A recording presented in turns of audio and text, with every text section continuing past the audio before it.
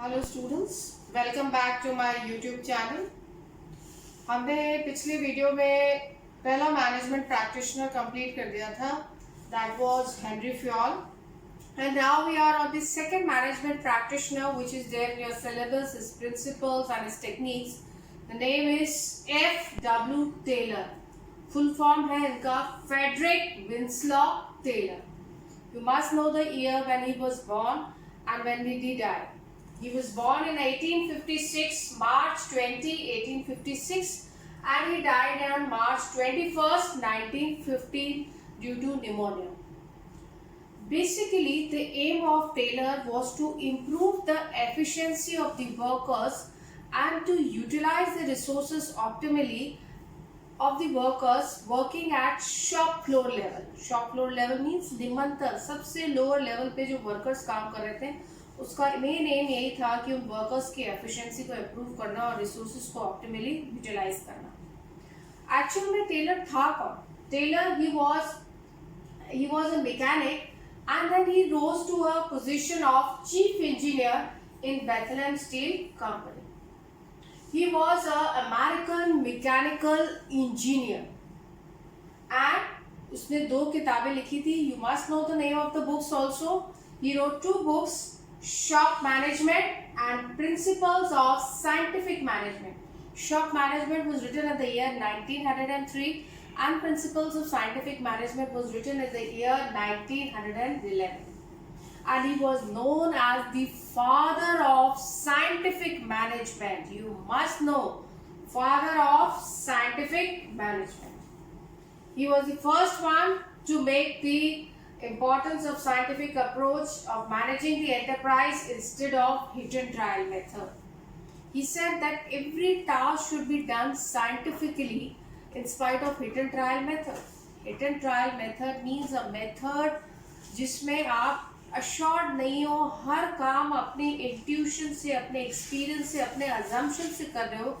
He was not of the philosophy of doing the task like this. He wanted everything to be done scientifically. And what does this word scientifically means? What does the word scientific management means? According to him, according to Taylor, scientific management means knowing exactly what you want your men to do and seeing it that do it in the best and the cheapest manner. आपको पता है आप क्या चाहते हैं, कि आप अपने वर्कर्स से क्या करवाना चाहते हैं और उस काम को आप बेस्ट और चीपेस्ट तरीके से करवाएं. He gave 4 principles, whereas Fayol had given 14 principles. Taylor has given 4 principles. Let's come to the first principle, science not rule of thumb. What does this principle says? According to this principle, there should be scientific study and analysis of each element of job in order to replace the old rule of thumb approach or hit and trial method. Rule of thumb का मतलब क्या होता है? किसी भी method को hit and trial method से करना. If and but. He did not believe in this if and but. He wanted everything to be done scientifically. Means कोई किसी काम को आप अपने इंट्यूशन से कर रहे हैं, कोई अजम्पशन लेके कर रहे हैं जिसमें आप श्योर नहीं है कि ये काम इतनी देर में होगा. For example, if I give you an example of McDonald's, you expect your workers to serve the client. Scientifically अगर आपने चीज़ों को एनालाइज किया, आपने देखा कि अगर एक वेटर किसी से ऑर्डर लेता है, ऑर्डर को एग्जीक्यूट किया जाता है, ऑर्डर को प्लेस किया जाता है और पेमेंट रिसीव किया जाता है. Scientifically, if you do proper time study analysis, the person finds out it takes 20 minutes to serve a customer. And the other way, if you are talking, if the manager is not doing the task scientifically, he says it may take nearly about 30 to 35 minutes. That means whatever the time prediction he is doing on the basis of his assumption or on the basis of his intuition. So Taylor advocated that whatever the work has to be done, that work should be distributed into compact jobs and each part of that particular job or work should be scientifically analyzed through work study analysis. Work study analysis means पूरा time study, motion study, method study, fatigue study, इन आप detail में पढ़ेंगे Taylor की technique. हर चीज का estimation scientifically करना चाहिए कि कौन से मोशंस है प्रोडक्टिव मोशंस, कौन सा कितना टाइम एक पर्टिकुलर टास्क को करने के लिए लगेगा, कौन सा मेथड बेस्ट मेथड है जो कि वर्कर्स की एफिशिएंसी को मैक्सिमाइज करे और कॉस्ट को मिनिमाइज करे, कितने इंटरवल में रेस्ट इंटरवल्स वर्कर्स को मिलने चाहिए। एक प्रॉपर वर्क स्टडी एनालिसिस से अगर हम हर जॉब को देखें तो we can come to one best way of doing the work. So Taylor advocated that there is always a one best way of doing that work, and that one best way can help us to replace the hit and try method or rule of thumb. He believed that there was one best method to maximize the efficiency, and this method can be developed through work study analysis. Work study analysis मैंने आपको बताया time study, method study, motion study and fatigue study. And then he investigated the traditional method through work study and unified the best practice and developed the standard method of work. That means he was a person who replaced the rule of thumb, a method based on intuition or assumption of managers. He advocated that there is a scientific way of doing each and every task, and each and every task must be done scientifically so that the efficiency of the workers at the shop floor level can be maximized. Now we come to the second principle of Taylor, that is harmony not discord. देखिए ये principal आप ध्यान से सुनिए। Second principal और third principal cooperation और individualism काफी मिलता जुलता है, but you have to keep certain key words in mind to recognize what the principle is saying. See, this principle says that there should be complete harmony and understanding between the management and workers, and they should work together for achieving the organizational goals.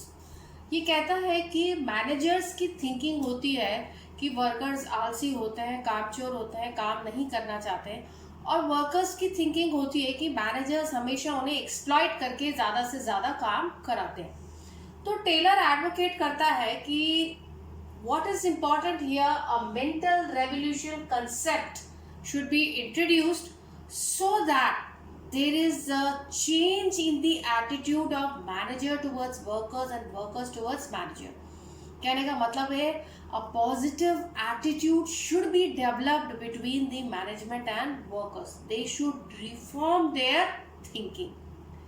कहने का मतलब है कि दोनों को एक दूसरे की तरफ एनिमिटी की भावना को, ऑपोजिशन की भावना को, दुश्मनी की भावना को खत्म करके एक दूसरे की तरफ पॉजिटिव फीलिंग डेवलप करनी ज़रूरी है, तभी ऑर्गेनाइजेशन अपने गोल्स को सक्सेसफुली अचीव कर सकती है। ये बोलता है कि वेरी इंपॉर्टेंट की लाइन हियर कि prosperity for the employer cannot exist for a long time unless it is accompanied by the prosperity of the employee. Employer की prosperity एम्प्लॉय पर डिपेंड करती है और एम्प्लॉय की prosperity एम्प्लॉयर के ऊपर डिपेंड करती है। दोनों को लड़ने झगड़ने को साइड में रख करके both should contribute their efforts to increase the profit of the organization. और सरप्लस प्रॉफिट जो भी होता है वो मैनेजर्स को अपने एम्प्लॉयज के साथ डिस्ट्रीब्यूट करना चाहिए। Instead of fighting for the profits, both of them should put effort to increase it, and the surplus profit must be distributed by the employer among its workers. This is what the principle of harmony not discord says, कि दोनों को एक दूसरे की तरफ proper understanding develop करनी पड़ेगी, harmony develop करनी पड़ेगी, लड़ाई झगड़े को खत्म करना पड़ेगा, तभी ऑर्गेनाइजेशन अपने गोल्स को सक्सेसफुली अचीव कर सकती है। This word mental revolution is a very key word to recognise this principle. And even the line prosperity for the employer cannot exist for a long time unless it is accompanied by the prosperity for employees. These are the two key words which you have to keep in mind. Now let me come to the third principle, that is cooperation, not individualism. ये principle क्या करता है कि there should be cooperation among the workers instead of individualism. ये principle harmony not discord का extension है। आपसे exam में पूछा जा सकता है, identify the principle of Taylor which is an extension of harmony not discord, and the name of the principle is cooperation not individualism। extension का मतलब कि वो जो सारे फीचर्स हार्मनी नॉट डिस्कॉर्ड में है वो तो है ही है, इसके अलावा और एडिशनल फीचर्स भी इसके अंदर इंक्लूडेड है। ये प्रिंसिपल बोलता है कि कंपटीशन की भावना को कोऑपरेशन की भावना से हमें रिप्लेस करना होगा। मैनेजमेंट और वर्कर्स के बीच में उन्हें एक दूसरे की नीड और इम्पोर्टेंस को रियलाइज करना जरूरी है। ये बोलता है कि मैनेजमेंट को देखना चाहिए कि वर्कर्स को फीलिंग डेवलप होनी चाहिए कि वो भी इस ऑर्गेनाइजेशन का हिस्सा है। इसके लिए उन्हें कंस्ट्रक्टिव सजेशंस इनवाइट करने चाहिए, और जो भी वो सजेशंस दे रहे हैं जिससे ऑर्गेनाइजेशन को फायदा हो रहा है, उन सजेशंस के लिए एम्प्लॉयज को रिवॉर्ड देना चाहिए। और साथ के साथ वर्कर्स को भी, मतलब कि मैनेजमेंट अगर कोई भी डिसीजन ले रहा है तो वर्कर्स को भी कॉन्फिडेंस में ले, और वर्कर्स को भी स्ट्राइक्स या अनरीजनेबल डिमांड्स वाली सिचुएशन को अवॉइड करना चाहिए। मैनेजमेंट आपसे कोऑपरेट कर रहा है, आपके सजेशंस को इनवाइट कर रहा है, आपकी चीज़ों को ध्यान में रखते हुए डिसीजन ले रहा है, तो वर्कर्स को भी ध्यान रखना चाहिए कि हमें किसी भी तरीके की अनरीजनेबल डिमांड मैनेजर से नहीं करनी चाहिए और अननेसेसरीली स्ट्राइक्स पर नहीं जाना चाहिए। तो ये कहता है कि काम का बंटवारा बराबर होना चाहिए मैनेजर्स और वर्कर्स के बीच में। ऐसा कि नहीं कि सारा का सारा काम बिना आप अपने ऊपर लिए सब वर्कर्स पर डाल दें। Equal division of workers should be there between the management and workers, and management must develop paternalistic style of management। paternalistic style means managers को एक फादर की तरह एटीट्यूड अपने वर्कर्स के लिए डेवलप करना चाहिए। फादर की तरह वर्कर्स मतलब कि उन्हें फादर की तरह अपने एम्प्लॉयज की नीड्स को अंडरस्टैंड करने की ज़रूरत है और उनकी नीड्स को फुलफिल करने की ज़रूरत है। This is the key word, paternalistic style of management. और अगर वर्कर्स और मैनेजर्स के बीच में ओपन कम्युनिकेशन सिस्टम है तो डेफिनेटली इस केस में ट्रेड यूनियन बनने के चांसेस नहीं है।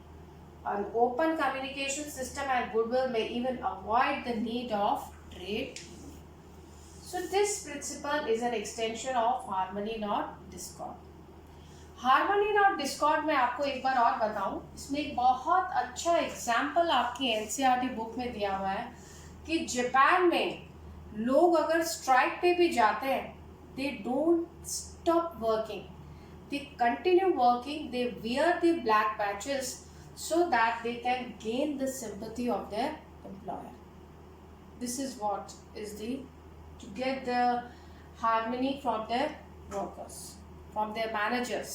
So this is the principle of harmony not discord, and the extension of this principle is cooperation not individualism. So we now come to the last principle of Taylor, development of workers to their greatest efficiency and prosperity। काफी लंबा नाम है और आपको इस नाम को इसी तरीके से याद रखना है। ये प्रिंसिपल क्या कहता है? According to this principle, management should aim to develop workers to their greatest efficiency and prosperity. ये प्रिंसिपल कहता है कि जब भी किसी पर्सन को आप ऑर्गेनाइजेशन में अपॉइंट कर रहे हैं तो उसका सिलेक्शन साइंटिफिक तरीके से करना चाहिए। Selection should be very proper, very rigorous, और उसके बाद दे शुड बी सिलेक्टेड, और बंदे को जो अपॉइंट किया जा रहा है उस पर्सन को वो काम उसकी फिजिकल, मेंटल, इंटेलेक्चुअल कैपेबिलिटी को ध्यान में रखते हुए देना चाहिए। और सिलेक्शन करने के बाद, प्लेसमेंट करने के बाद भी हमें लगता है कि कहीं कोई कमी है, तो इस केस में that person should be provided with proper scientific training to increase his efficiency and to maximize his potential. क्योंकि वर्कर की एफिशिएंसी और पोटेंशियल बढ़ेगा तो इसका बेनिफिट वर्कर को होने के साथ साथ ऑर्गेनाइजेशन को भी होगा. Says to increase the efficiency and to achieve the maximum potential of workers, they should be provided with scientific training. And this scientific training given to the workers will help to increase the efficiency and capability of the workers, which in turn will help in achievement or the growth of organization. Increase in efficiency will benefit both the workers as well as the organization. So in all we saw, Fayol had given 14 principles and Taylor has given only 4 principles. But you have to keep the principles in mind because very important from the case study point of view in your board exam. Thank you.